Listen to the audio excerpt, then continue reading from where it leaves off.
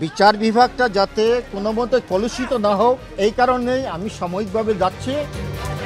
৫ আগস্টের রাজনীতিতে পট পরিবর্তনের পর আওয়ামী লীগ সরকারের সময়ে যারা নানাভাবে নির্যাতিত হয়েছেন একে একে তারা মুখ খুলতে শুরু করেছেন। এবার সাবেক প্রধান বিচারপতি এস.কে. সিনহা তার দেশ ত্যাগের কারণ হিসেবে চাঞ্চল্যকর তথ্য জানালেন। অনেকদিন চুপ থাকার পর অবশেষে তিনি তার উপর করা নির্যাতনের কথা জানাতে শুরু করেছেন। তাকে কিভাবে দেশ ছাড়তে বাধ্য করা হয়েছিল এবং সে সময় কি কি ঘটেছিল তার সঙ্গে সেসব বিষয়ও ফাঁস করেছেন সাবেক এই বিচারপতি।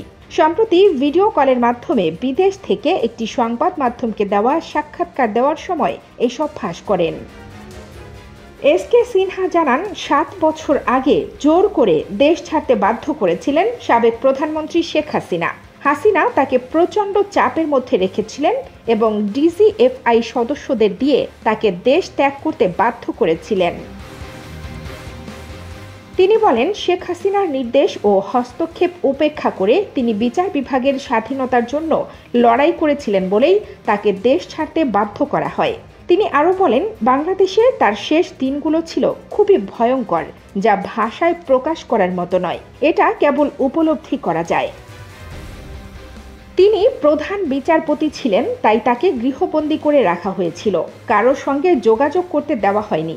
বাড়ির চারপাশে নিরাপত্তা বাহিনী পাহারা বসায়। তার একজন স্টাফ বাসায় ঢুকতে গেলে তাকে পেটানো হতো।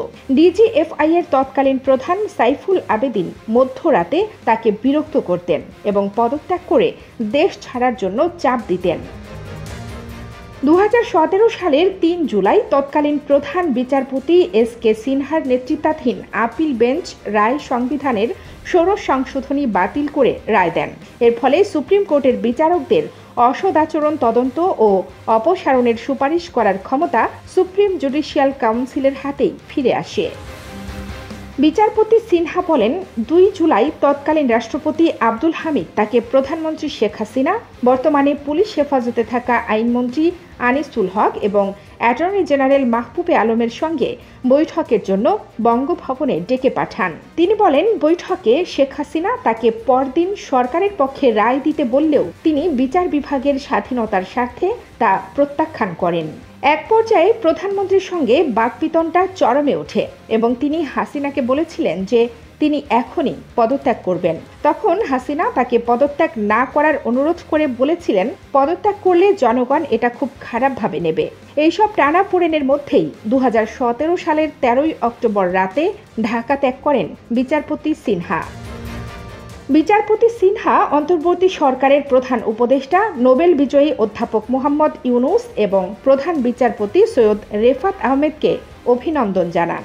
সাবেক প্রধান বিচারপতি বলেন, তিনি বাংলাদেশে ফিরতে প্রস্তুত। তার নিরাপত্তা নিশ্চিত হলে দেশে ফিরবেন। তিনি সবুজ সংকেতের অপেক্ষায় আছেন।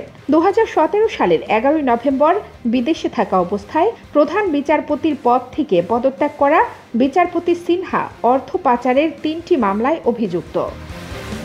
কানিজ ফাতেমা, নিপা, খবর সংযোগ।